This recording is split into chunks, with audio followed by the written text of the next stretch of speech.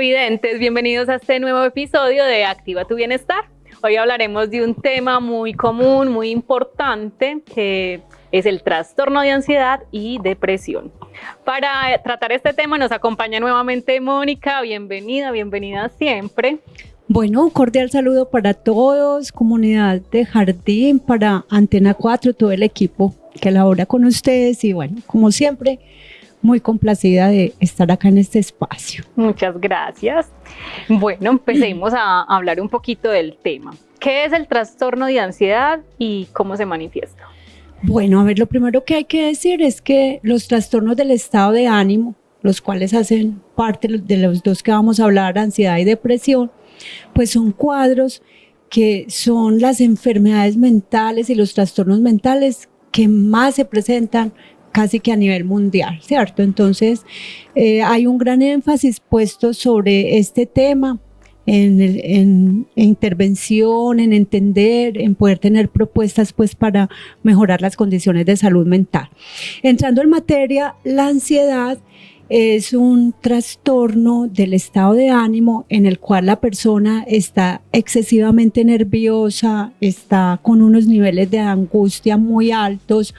En la ansiedad generalmente hay unas manifestaciones corporales muy marcadas como sudoración, taquicardia, activación pues como de todo el cuerpo, pero lo que más caracteriza la ansiedad es una preocupación excesiva por situaciones irrelevantes, o sea, la persona se preocupa porque va a ocurrir algo, porque se siente en peligro, porque siente que algo va a pasar, a veces por situaciones futuras, por la seguridad de la casa, de los hijos, y aunque hay diferentes manifestaciones de los trastornos de ansiedad, realmente la ansiedad generalizada está puesta como en esos síntomas y también en otros síntomas que tienen que ver con el cuerpo, ¿cierto? Entonces, a veces hay preocupación por enfermarse, por morirse, pero es algo realmente excesivo, desadaptativo, o sea, es una situación que afecta todo. Entonces,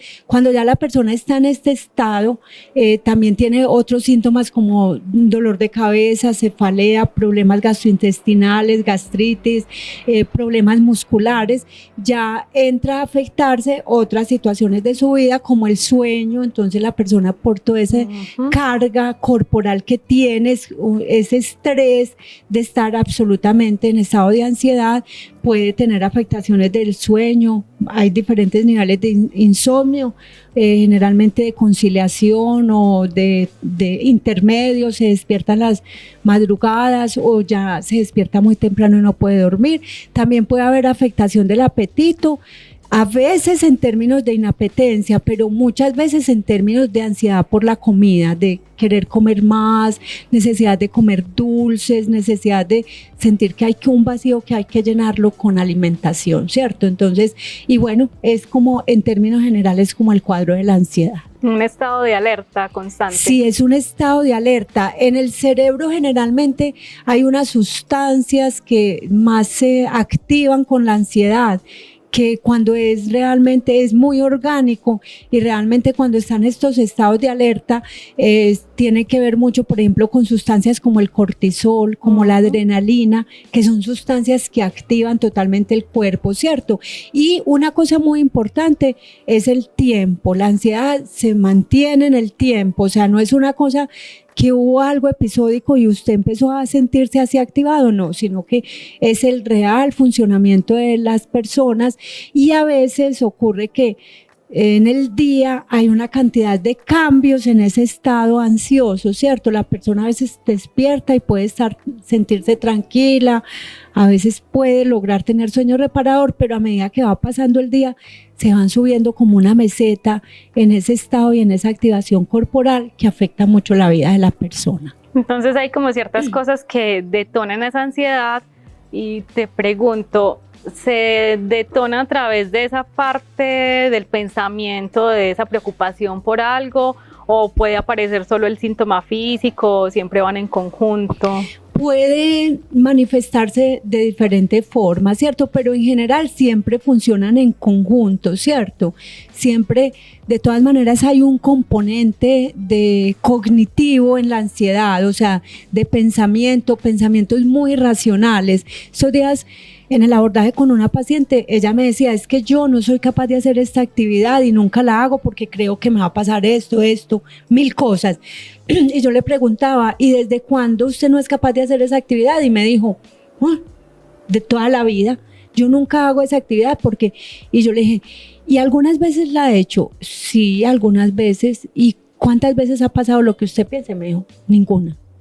¿Cuántas veces le ha pasado a un familiar suyo? Ninguna vez, pero está en la mente, ¿cierto? Entonces casi siempre hay un componente cognitivo, hay un componente emocional. Sí, generalmente la ansiedad está muy marcada por emociones como el miedo extremo y por situaciones irrelevantes, y está muy marcada a veces por el enojo. Las personas con ansiedad se vuelven muy irritables, sienten rabia, sienten enojo, sin saber, reaccionan, contestan mal, ¿cierto? Y está muy marcado como por todas esas manifestaciones corporales. En la ansiedad siempre hay manifestaciones corporales que son absolutamente como disfuncionales y generan muchos comportamientos desadaptativos en las personas. Por ejemplo, no ir al parque, o sea, porque allá las personas se sienten en peligro y todo eso, entonces nunca van al parque. Ahí ya empieza a haber una cosa que se llama agorafobia, que es realmente un miedo al miedo. O sea, yo evito,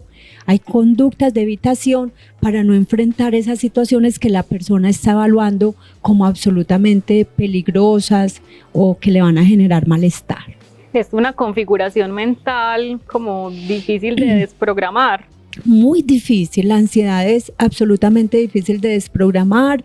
Hay muchas técnicas realmente que ahorita las vamos a ver, pero sí, la palabra que dijiste es perfecto, es muy desaprender un comportamiento de tranquilidad y de evaluación positiva frente a muchas situaciones. Es muy complejo para las personas que sufren un trastorno de ansiedad. Bueno, y hablemos ahora un poquito de la depresión. ¿Qué es la depresión y cómo se diferencia de la tristeza? Bueno, exacto. Esta es como la contraparte de la ansiedad, ¿cierto? La depresión es un estado de, digamos, de tristeza permanente, es un estado de baja de energía, incluso de baja energía corporal. Cuando hay un cuadro depresivo para las personas pierden la capacidad de realizar actividades placenteras. Eso se llama anedonia, o sea, no perder. Antes disfrutaba salir y ya no quiero, pierden pues como toda esa capacidad. En la depresión hay también en general una afectación del apetito, disminución del apetito en general, aunque también puede a veces darse como unas fluctuaciones en el apetito. Hay la habilidad emocional, o sea, de empezar a cambiar de ánimo, de llorar sin saber por qué, o sea, hay como una sensación de malestar, digamos, desde la sensación de tristeza. Si la ansiedad se caracteriza por rabia y miedo, la depresión se caracteriza porque hay un componente de tristeza. También hay una incapacidad para realizar las actividades cotidianas, o sea, no es pereza. A la gente en estados depresivos es que le da pereza ir a trabajar. A veces las actividades más simples, la persona siente que no tiene energía para funcionarlas. El tema que se está hablando mucho de procrastinación, o sea, posponer las tareas, a veces es un componente de la depresión y no es simplemente pereza o incapacidad, no, es simplemente ni inadecuación, no, es que no hay funcionamiento. A veces lo único que la persona quiere en un estado de depresión es estar acostada en la cama, a veces sin querer dormir. En la persona depresiva hay una tríada de pensamiento depresivo, hay un pensamiento muy negativo en relación consigo mismo, en relación con los otros, con el entorno, con el mundo y en relación con el futuro. O sea, hay como un pensamiento totalmente irracional, nada va a salir bien, el futuro no es maluco, ¿qué me va a esperar de la vida? Y en relación con los otros, es que no me quieren, es que los otros no, pues yo no puedo estar con ellos, y en relación consigo mismo no soy suficiente, no puedo, no. Hay muchos componentes pues de pensamientos irracionales, y el extremo de la depresión es una pérdida de sentido de vida. Donde ya hay pensamientos de muerte, donde me quiero morir, donde las personas a veces no tienen unas ideaciones estructuradas, pero permanentemente, por ejemplo, le están pidiendo a Dios que los lleve, que esta vida no vale nada, que esto les parece maluco y feo a las personas depresivas, ¿cierto? Y también pueden llegar ya a una estructuración suicida, que es ya pensar en cómo hacerse daño, hacer intentos de suicidio o incluso llegar al suicidio. Esa es una de las, digamos, de las consecuencias de la depresión extrema, crónica, permanente, que se puede llegar a una conducta suicida, ¿cierto? Característica también en el tiempo. Los manuales de diagnóstico dicen, después de 15 días con por lo menos 5 síntomas de ese que yo les nombré, mínimo 5 síntomas, ya se declara una depresión. Y ya en el tiempo, digamos, cuando ya se marcan muchos, pueden haber episodios depresivos, y ya cuando hay más de 2 episodios depresivos en menos de 2 años, hay un trastorno depresivo, y dentro de eso hay unas categorías de la depresión. Pueden haber unas depresiones leves, unas depresiones moderadas, unas depresiones severas, y puede haber, por ejemplo, un término que mucha población la sufre, que es una distimia. ¿Qué es una distimia? Es una depresión crónica, 1, 2 años en depresión, pero lenta y suavecita, y como algo le está pasando a esa persona, pero no es tan claro, no es tan contundente, pero a veces lo que hay ahí realmente es una depresión ahí camufladita. ¿Y cómo se detona la depresión? Ay, Dios, eso es de lo más complicado de responder, porque hay muchas situaciones. Hay unas situaciones que son orgánicas, o sea, a veces las personas dicen, lo tengo todo resuelto, no me falta nada, mi vida es perfecta, pero sin embargo estoy en este vacío, en esto que yo no sé, no lo entiendo, ¿cierto? En general, cuando hay esas expresiones, tenemos que buscar por lo orgánico. Nosotros en el cerebro funcionamos con sustancias químicas, con neurotransmisores, que son los que comandan toda la actividad del cuerpo, y unas de estas sustancias y de unas hormonas tienen que ver con la regulación del sueño, de los estados de sueño vigilia, y con la regulación del estado de ánimo, ¿cierto? Entre ellos, por ejemplo, yo sé que la gente le ha escuchado mucho la serotonina, por ejemplo, la dopamina. Son sustancias que, si se desbalancean y no están funcionando en el nivel que el cuerpo lo requiere, empiezan a tener esos bajones en el cuerpo, y cuando se convierten en un funcionamiento pues como permanente, de que hay esa descompensación orgánica, se generan procesos de depresión. Entonces es desde lo orgánico. En otras personas empieza a haber un componente de pronto de historia de vida, de familias disfuncionales, de antecedentes de abuso sexual, de situaciones complejas. Hay otras personas que transitan por ciclos normales de la vida y entran en estados depresivos, a veces los adolescentes, por todos los cambios hormonales, todo el impacto que hay en el cuerpo, o el impacto social o familiar de vivir esa etapa, que para ellos es muy compleja ese tránsito, y que a veces todos nos sentimos confrontados por los adolescentes, pueden entrar en depresiones. En las mujeres la menopausia puede ser procesos de depresión, los adultos mayores también existe la depresión infantil, también como por situaciones que los niños puedan vivir como en sus entornos, sí, a veces procesos de duelo no elaborados, duelos congelados, de personas que llevan mucho tiempo sin realmente lograr entender y asumir la pérdida de un ser querido, entonces se queda. Pero lo que sí es real, Sara, es que cuando una persona se queda por esas diferentes razones en procesos depresivos y no hace nada con ellos, generalmente se convierten en depresiones crónicas y afectan lo que no era una depresión orgánica, se convierte en una depresión orgánica. Bueno, entonces, siendo como estados tan distintos, la ansiedad pues como esa activación extrema y la depresión antes esa quietud, ¿cómo se relacionan? ¿Cómo se relacionan? De una manera muy compleja. Hay personas que tienen cuadros ansiosos y usted siempre los ve con esos cuadros. Hay personas que tienen cuadros depresivos y usted siempre los ve con esas características, ¿cierto? Pero hay personas que fluctúan. O sea, que pueden tener características de los dos y yo siempre les digo a mis pacientes, mire, tener depresión es muy duro, sufrir una ansiedad es muy dura, pero las dos combinadas, mejor dicho, es una cosa absolutamente pues muy, muy difícil de manejar. Cuando hay el diagnóstico existe pues como en los protocolos de salud mental y es trastorno de ansiedad con depresión, ¿cierto? Entonces son los dos junticos, sí, o trastorno depresivo con síntomas ansiosos, es porque hay unos síntomas que comparten, ¿cierto? Y ya en extremo, cuando se dan los dos extremos y ya con otras características cíclicas, con otras características ya de pues disruptivas más grandes a nivel del pensamiento y del comportamiento, ya eso se convierte en un trastorno bipolar, o sea, personas que fluctúan entre periodos extremos de depresión y se van a un periodo de manía que realmente es un estado de ansiedad muy orgánico y terminan fluctuando en lo que es un trastorno bipolar, ¿cierto? Pasando como a los dos extremos. Bueno, ¿y cómo se podría prevenir llegar como a esos estados tan extremos? O sea, ¿en qué momento yo puedo identificar algo en mí y empezar a tratarlo? ¿De qué manera? Para no llegar como... Bueno, vea, yo pienso que una manera muy importante para prevenir esas afectaciones del estado de ánimo es la parte de la infancia y de la adolescencia.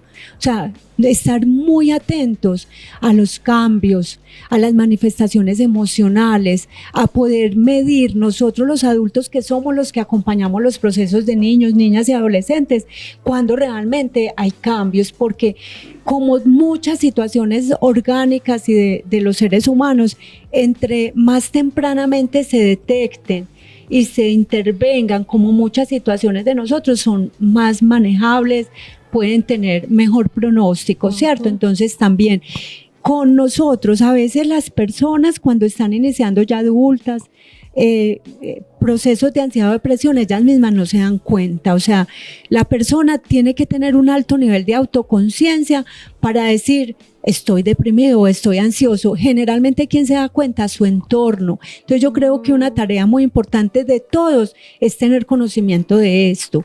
No es andar, por ejemplo, a veces charlamos mucho con cositas, ¿cierto? No, es que la amargada de la oficina, la amargada de la casa, no le hablen, que definitivamente a ella no se le puede tocar. O sea, ¿qué es lo que pasa con esa persona y sus cambios de humor y de estado de ánimo, ¿cierto? Es como revisar eso. A las mujeres se les habla mucho, es que está en esos días. O sea, siempre poniendo el estado de ánimo en todo el proceso del ciclo menstrual. No necesariamente. Y a veces también el ciclo menstrual hay un trastorno que es un trastorno relacionado con el ciclo menstrual, que también afecta al estado de ánimo, ¿cierto? Es un síndrome premenstrual. Entonces, es como estar todos muy atentos a poder apoyar a los otros, a poder identificar síntomas, a poder saber que algo no está funcionando. La diferencia también entre hombres y mujeres. Para las mujeres es muy fácil manifestar estados de ánimo, a los hombres por cultura no. Entonces, los hombres también tienen que volverse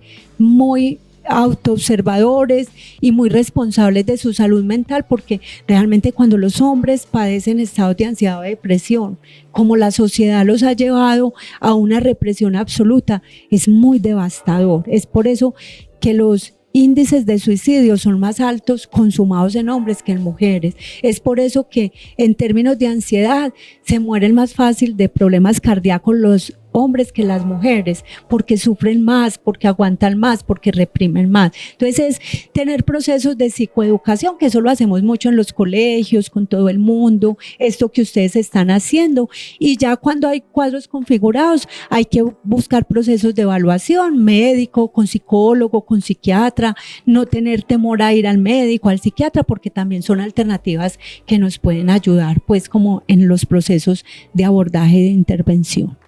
Bueno, y ya entrando como en el campo más específico, ¿qué tipos de terapia hay para tratar la ansiedad y la depresión? Bueno, en términos de ansiedad, en los dos, el primer abordaje que se hace es primero definir si solo la psicoterapia va a ayudar o si también es necesario la parte de medicamentos para remitir a psiquiatría. A veces eso no es muy claro, entonces yo generalmente, ¿qué hago?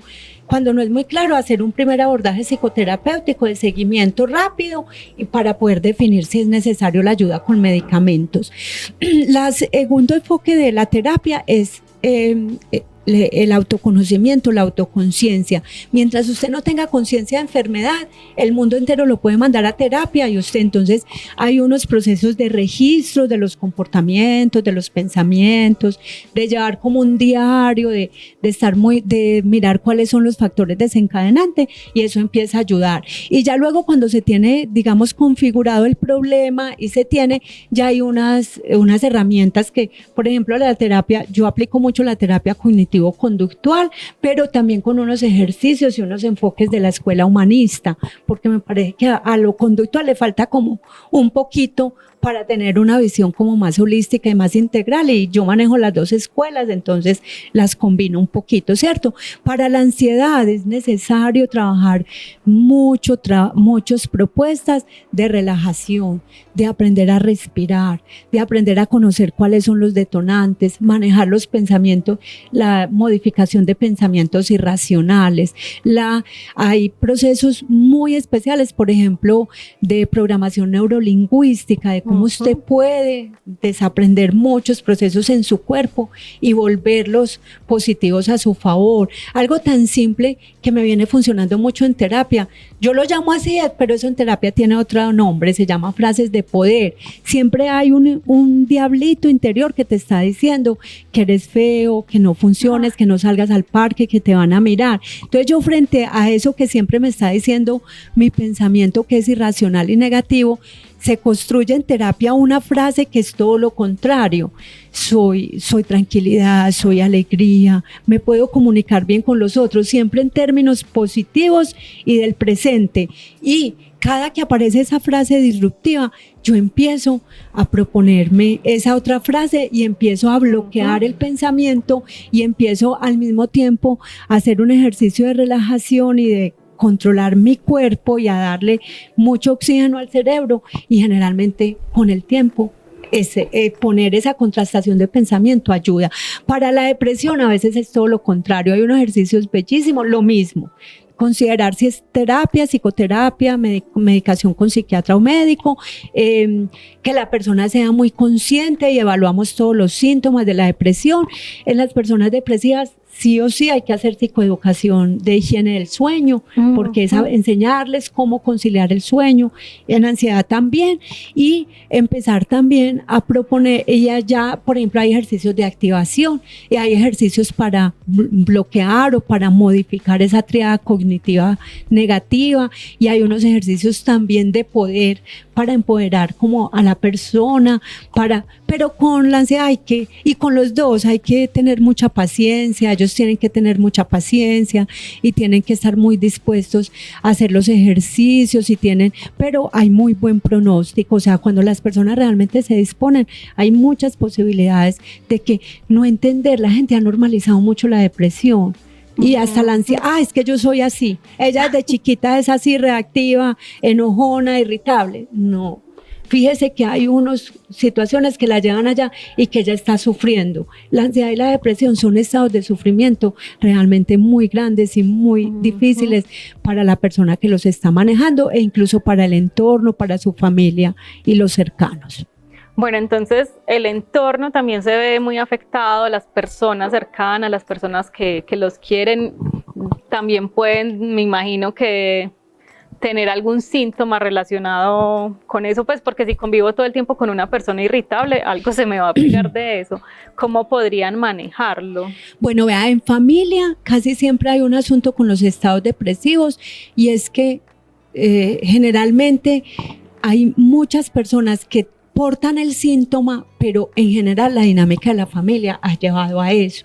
Entonces, una persona que fue criada por una madre depresiva o ansiosa termina siendo depresivo o ansioso. Si usted va a ver la historia familiar, encontramos varias personas, a veces no identificadas, pero también con los mismos síntomas, o sea, a veces es una dinámica familiar. Entonces, en terapia nosotros también, y yo creo que en muchos procesos, primero, estamos trabajando mucho con las comunidades, lo que son primeros auxilios psicológicos. Es que los primeros en darse cuenta de lo que está pasando con su ser querido debe ser la familia, es no normalizar comportamientos. Entonces, y todos en comunidad, en familia, debemos estar preparados para identificar y para buscar alternativas de solución, ¿cierto?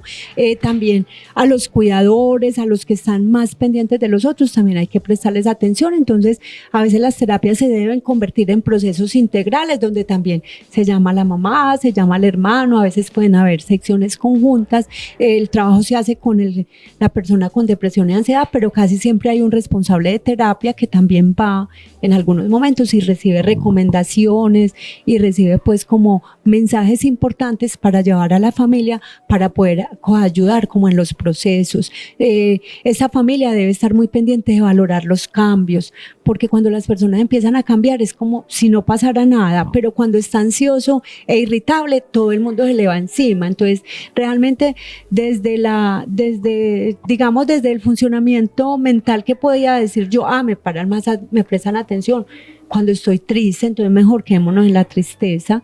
Entonces es también como la valoración de todos esos cambios, esas transformaciones que pueden tener en algún momento. Yo me sueño, en algún momento creo que vamos a apuntar hacia allá. Ojalá podamos tener el enfoque del abordaje de los procesos de alteración del estado de ánimo con grupos de apoyo. Realmente esos están muy recomendados, porque así como hay un grupo de alcohólicos anónimos, cuando una persona en duelo, cuando una persona en depresión ve que otros están viviendo lo mismo y entre todos podemos compartir estrategias y experiencias exitosas, esto va ayudando y yo no me siento tan anormal, ¿cierto? Mira, también para la depresión es muy recomendable, y para los baños de sol. El sol de la mañana, que es muy recomendable, puede generalmente generar unas vitaminas que funcionan en el cerebro y activan, ¿cierto? El ejercicio físico, se me olvidaba decirle, para los dos. En los ansiosos, el ejercicio físico le baja la ansiedad del pensamiento al cuerpo y lo cansa tanto que puede dormir mejor, que deja de estar pensando tanto, sí. Y en los depresivos, eleva la energía, eleva la disposición corporal para las actividades. Entonces, el ejercicio regular, las caminatas, pues son estrategias que casi siempre recomendamos en procesos terapéuticos. Mónica, llegamos al final del programa. De pronto, ¿alguna conclusión final? Bueno, no, yo quisiera como contarle a la comunidad de que a veces las afectaciones del estado de ánimo están marcadas por muchos mitos, por muchas situaciones que se repiten como en las comunidades, y que la gente entonces por eso teme ir al psicólogo, teme ir al psiquiatra, no busca soluciones tempranas, va dejando pasar el tiempo y empieza a normalizar muchos comportamientos que en últimas lo que generan son mucho sufrimiento. Entonces es como decirles que es normal que muchas personas en muchos momentos hemos estado frente a procesos de ansiedad y depresión, y que siempre hay una salida, y que buscar ayuda no estigmatiza, buscar ayuda antes reconforta, antes genera salidas, y luego cuando las personas en depresión o en ansiedad pueden ver los dos estados y pueden decir, yo volví a ser la que era, estoy mirando el mundo de la manera como lo veía antes, o estoy mirando el mundo de una manera diferente porque siempre lo he visto bajo la lupa de la depresión o la ansiedad. Es realmente muy satisfactorio y ayuda mucho a funcionar en la vida diaria. La depresión y la ansiedad afectan mucho la vida diaria, ¿cierto? El levantarse se vuelve un conflicto, el hacer las actividades, el relacionarse con los otros, nosotros, el hacer actividades, no, todo se vuelve un conflicto. Entonces, poder encaminar la vida para vivir satisfactoriamente, para tener una vida de calidad, para estar más contento, más alegre, más tranquilo, más estable, eso siempre será pues como un objetivo muy importante de los seres humanos. Imagínate el propósito de vida marcado por la tristeza y marcado por la ansiedad, por la angustia. No, yo creo que realmente aquí vinimos a descubrir un propósito, a descubrir un camino que cada uno debe entender y cada uno debe caminar, y yo creo que ese camino podría necesariamente tener muchos componentes de alegría, de felicidad, de tranquilidad, de buenas relaciones, de buenos momentos, aunque se tengan problemas y dificultades. Mónica, muchísimas gracias como siempre, muy valiosos todos tus aportes y tus conocimientos. Muchas gracias al restaurante Sicily por ser nuestra locación y los esperamos en un próximo programa.